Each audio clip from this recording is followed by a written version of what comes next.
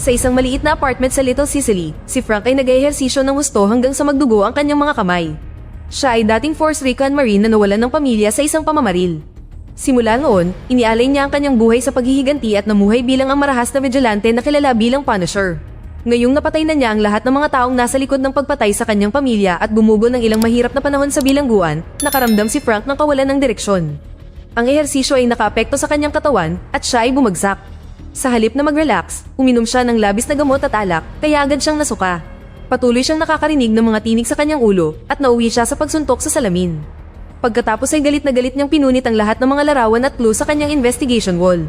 Kinabukasan, pinag-uusapan sa balita ang tungkol sa isa pang pagpatay sa Little Sicily. Patuloy na tumataas ang krimen sa kapitbahayan na ito, kaya ang pinakahuling pagkamatay ay ang pinakasukdulan. Ngayon, nangingibabaw ang kaguluhan habang nagrarayot ang mga tao sa mga kalye at nagsisimula pa nga ng mga sunog.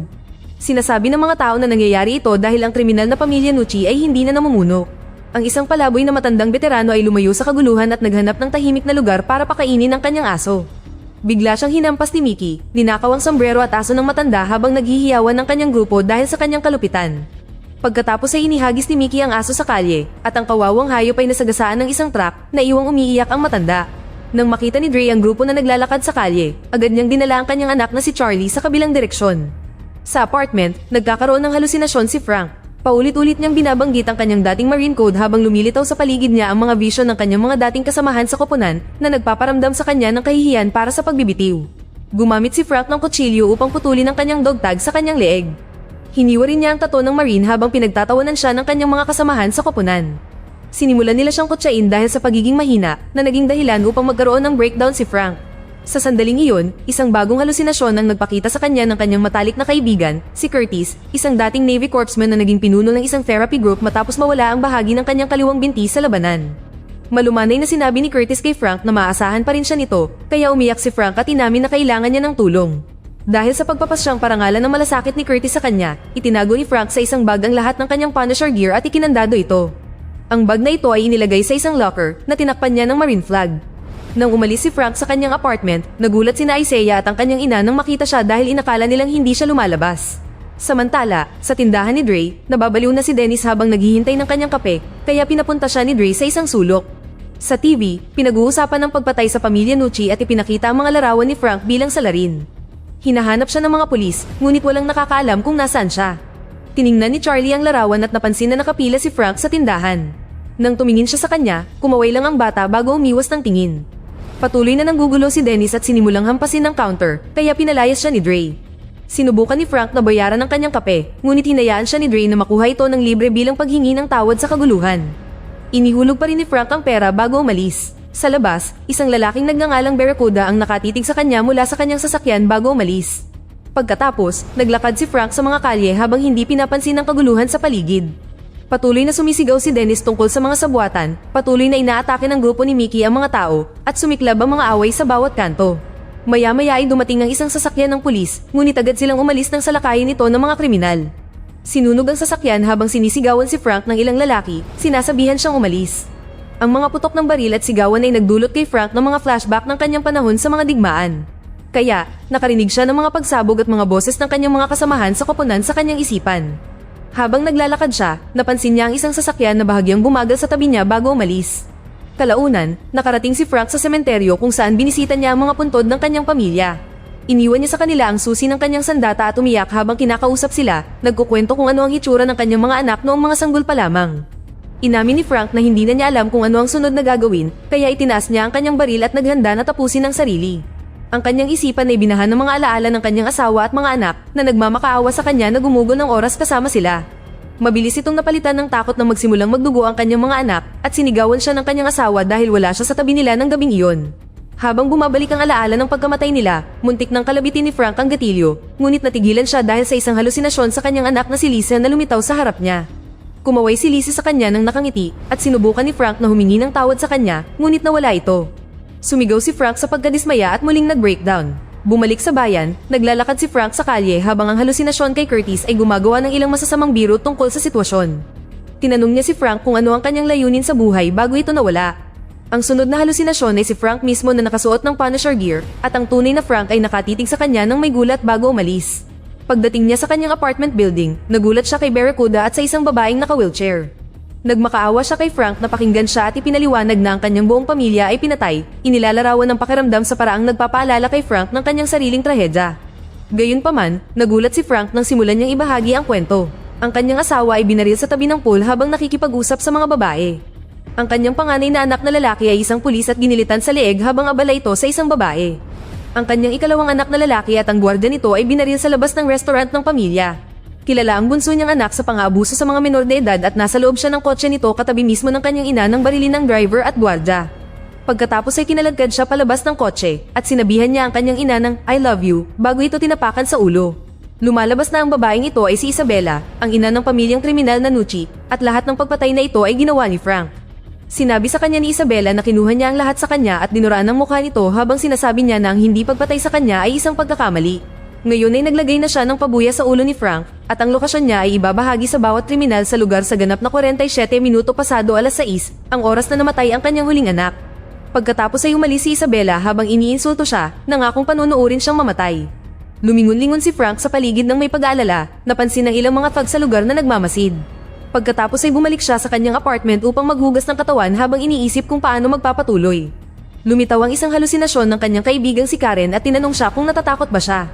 Iginiit ng babae na hindi siya biktima, pinili niya ito. Sinabi niya na iniwan niya ang Marines para makasama ang kanyang pamilya, ngunit sa bahay, hindi siya nakaramdam ng tunay na kaginhawahan.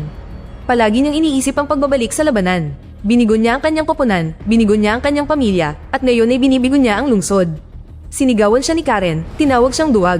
Nagkaroon ng nervous breakdown si Frank at iniisip kung nandito ba talaga siya, kaya niyakap siya ni Karen at tiniyak na ayos lang. Nangako siya na lagi siyang narito para sa kanya, ngunit may isa pang bagay na dapat niyang gawin. Pinatingin niya siya sa orasan bago siya nawala. Sa sandaling iyon, may kumatok sa pinto at maririnig ang kaguluhan sa quarter. Hinihiling ng mga boses na lumabas si Frank at umiiyak ang mga bata sa iba pang mga apartment habang hinahanap siya ng mga kriminal sa bawat sulok. Matapos kumuha ng kutsilyo, sumilip si Frank sa peephole at nakita ang isang lalaking nakamaskara na naglakad palayo. Nabigo ang isa pang lalaki na buksan ng pinto ni Isaiah, kaya paulit-ulit itong hinampas ng kanyang kaibigan gamit ang itak. Pagbukas pa lang ng pinto, biglang pumasok ang gang at sumigaw sa takot ang ina ni Isaiah. Isang thug ang naghagis ng tubig sa pinto ni Frank at pinanood niya itong tumutulo sa kanyang kinaroroonan habang naririnig ang pagmamakaawa ni Isaiah at ng kanyang ina. Biglang may narinig na pag-click ng lighter at umatras si Frank na pagtanto na hindi ito tubig. Nagliyab ang gas at kumalat ang apoy sa apartment at sa mga binti ni Frank habang ang boses ni Isaiah ay naging boses ng kanyang mga anak.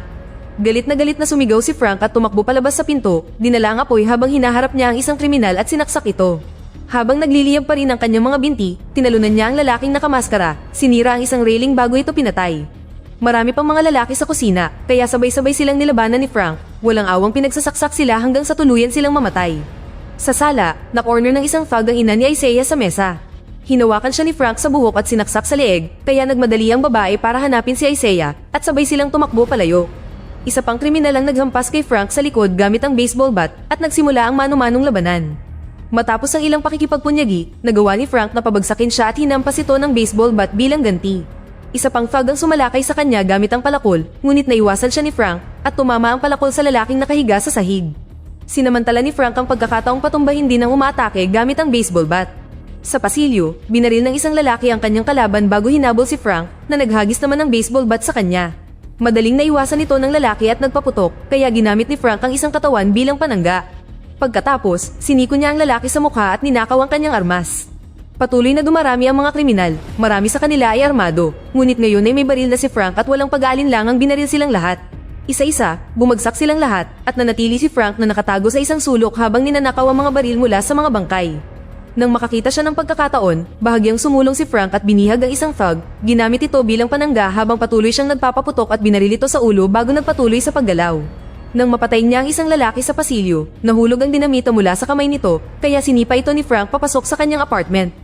Pagkatapos, inilipat niya ang ilang mga kasangkapan upang harangan ng pinto at nagtago sa likod ng pader. Sa kasamaang palad, sapat pa rin ang lakas ng pagsabog para masaktan ang kanyang mga tainga. Nagmamadaling umakyat si Frank at nakarating sa balkonahe kung saan pinanood niya ang buong apartment complex na ginugulo ng mga kriminal na naghahanap sa kanya.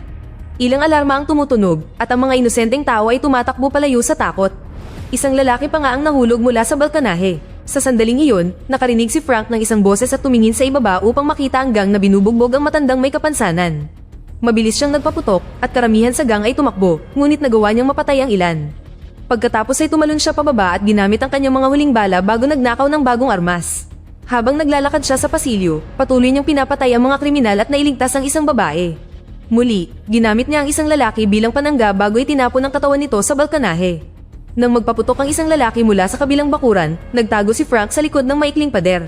Nakapatay siya ng mas maraming lalaki at inihagis ang isa pang kriminal bago muling lumitaw upang patayin ang namamaril mula sa malayo. Pagkatapos, patuloy siyang sumulong, pinapatay ang mas maraming kriminal habang siya ay tumatakbo at nagliligtas ng ilang sibilyan. Sa tuwing nauubusan siya ng bala, nagnanakaw lang siya ng panibagong baril. Biglang may narinig si Frank na sigaw at nakita ang isang babaeng malapit ng patayin, kaya una niyang binaril ang kriminal. May mga lalaking sumulpot sa likuran niya sa elevator, ngunit mabilis niya silang binaril lahat sa salamin ng pinto. Kasabay ng malakas na ungol, tumakbo si Frank sa unahan at binaril ang isa pang lalaki bago tumalon sa isa pang salamin na pinto para makapasok muli sa gusali. Pinabagsak ang isang lalaki sa proseso. Pinatay din niya ito bago nagpatuloy. Sa hagdan, may ilang kriminal na sumubok na atakihin siya ng biglaan, ngunit mabilis siyang gumanti at napatay silang lahat ng walang aberya. Sa sumunod na palapag, nakakita siya ng ilang lalaking tumatakbo at naghintay hanggang sa makaalis sila bago magpatuloy. Kinailangan niyang patayin ang dalawa pang kriminal sa hagdan at ang ingay ay umakit sa mga tumatakbong lalaki, kaya inihagis ni Frank ang fire extinguisher at binaril ito. Natabunan ng usok ang grupo dahil sa pagsabog at nagawa niyang umalis matapos kumuha ng mas maraming armas. Kalaunan, nakarating siya sa bubong kung saan sinira niya ang kandado ng pinto bago ito'y sinara. Nagsimula pa rin kalampagin ng mga kriminal ang pinto at nagawa pa rin itong buksan. Naghihintay si Frank sa kanila at agad na nagpaputok para lamang mapagtanto na may pangalawang pinto na nagpapahintulot sa pangalawang koponan na makarating din sa bubong. Isang bala ang tumama sa braso ni Frank, kaya nagtago siya habang binabaril ang sino mang makalapit ng sapat. Nang maubusan na naman siya ng bala, nakipaglaban siya ng mano-mano. Madali silang natatalo dahil walang sino man dito ang may pagsasanay na mayroon siya. Dahil dito, nagawa niyang nakawin ang kanilang mga baril at di nagtagal ay nagpaputok na naman siya. Sa kasamaang palad, wala nang natitirang bala ang mga sandatang ito at ngayon ay kailangan na namang lumaban si Frank ng mano-mano. Nasugatan ang kanyang binti, ngunit hindi pa rin ito sapat upang pigilan siya at patuloy niyang binubugbog ang mga kriminal ng walang awa. Nang sa wakas ay nakakuha siya ng bagong baril, inihagis siya ng isang kriminal sa gilid at binaril siya ni Frank sa ulo bago masakit na bumagsak sa isang box vent. Pagkatapos, tumingin si Frank sa kalye at napansin sina Isabela at Barracuda na nanonood sa kaguluhan. Binaril niya ang isa pang lalaki na lumitaw sa likuran niya, ngunit marami pang paparating at ngayon, pagod na si Frank. Nagpasya siyang tumalon at nagkaroon muli ng masakit na pagbagsak sa isang scaffolding. Hinulog ng Fag ang sarili nitong kaibigan para habulin siya at kinailangan ni Frank na gumulong para makaiwas sa kanya, kaya bumagsak siyang muli. Sa pagkakataong ito, sumalpok siya sa isang bus bago bumagsak sa lupa. Duguan mula sa ilang mga sugat, pinanood ni Frank sina Barracuda at Isabela na umaalis. Nagkagulo sa mga kalye at di nagtagal ay may dalawa pang kriminal na humabol sa kanya. Mabilis niya silang pinabagsak gamit ang sarili nilang pamalo bago dumaan ng isang motorista para lang basagin ang bote sa ulo niya. Sa labas ng tindahan, sinusubukan ni Dre na lumaban gamit ang pamalo para protektahan ang kanyang anak. Kasabay nito, sina Barracuda at Isabela ay papasok na sa kanilang sasakyan. Hahabulin na sana sila ni Frank, ngunit narinig niya si Charlie na sumisigaw para humingi ng tulong at naalala niya ang sarili niyang mga anak. Pinalibutan ng gang si Dre at sinimulan siyang bugbugin, kaya hinabol sila ni Frank at nakatakas si Isabela. Ginamit ni Frank ang pamalo para patumbahin ang dalawa pang lalaki, kabilang ang motorista. Pagkatapos, ninakaw niya ang baril at pinatay ang mga lalaking nananakit kay Dre. Sa loob ng tindahan, binihag ng gang si Charlie at ang kanyang ina, kaya agad din silang pinatay ni Frank. Nang maubusan siya ng bala, inagaw niya ang crowbar ng lalaki at nilabanan ito gamit ang sarili niyang sandata at inihagis siya sa glass counter. Isa pang Fag ang hinampas gamit ang coffee maker, ang sumunod naman ay gamit ang ilang tray at binali ni Frank ang likod ng huling lalaki bago hiniwa ang leeg nito. Nang susuriin na sana ni Frank si Charlie, biglang pumasok ang isang lalaki at sinaksak siya sa dibdib gamit ang mahabang pako. Matapos makatanggap ng ilang suntok, nakakuha si Frank ng ballpen at sinaksak din ang kanyang kalaban sa dibdib. Pagkatapos ay pinabagsak niya ito gamit ang sarili nitong kadena at sinaksak ng ilang beses, hindi ito pinatay hanggang maging sapat ang paghihirap niya. Matapos tanggalin ng pako sa kanyang dibdib, nagulat si Frank nang yakapin siya ni Charlie. Sumugod si Dre para makasama muli ang kanyang pamilya at nagpasalamat habang binigyan siya ni Charlie ng bulaklak na papel na ginawa nito. Nang sa wakas ay dumating na ang mga ambulansya at mga sasakyan ng pulisya, umalis si Frank. Maya-maya sa sementeryo, nilinis ni Frank ang puntod ng kanyang pamilya at iniwan ng bulaklak na papel. Ikinuwento niya sa kanila ang tungkol kay Charlie at sinabing pinaramdam nito sa kanya na kasama niya si Lisa. Kinuha niya ang kanyang susi at ipinahayag na magpapatuloy siya. Nang muling manggulo si Mickey sa ilang matatanda, hinampas siya ni Punisher at itinulak sa isang poste. Gusto ng matandang palaboy na mabawi ang kanyang sombrero, kaya ibinalik ito sa kanya ni Punisher at nalaman niya ang tungkol sa aso. Sinubukan ni Mickey na tumakas, ngunit inihagis ni Punisher ang isang kutsilyo sa kanyang likod para bumagsak siya. Pagkatapos, binaril niya ito sa ulo. Dito na nagtatapos ang ating kwento. Sana ay nagustuhan nyo. Mag-subscribe na kung hindi ka pa nakasubscribe, pindutin na rin ang notification bell at like button upang matulungan ang channel, at mag-iwan na rin ng komento. Maraming salamat sa panonood.